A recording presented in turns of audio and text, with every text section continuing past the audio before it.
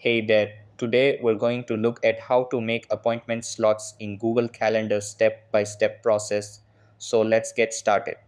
First, open your web browser and go to Google Calendar. Over here, click on the Create button in the top left corner.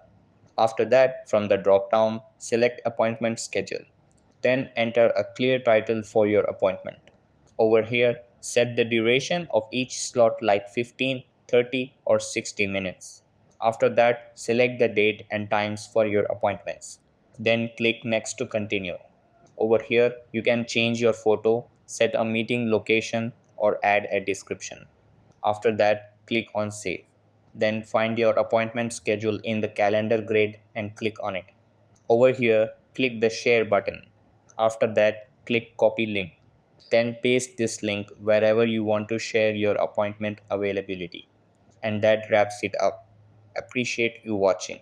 See you in the next.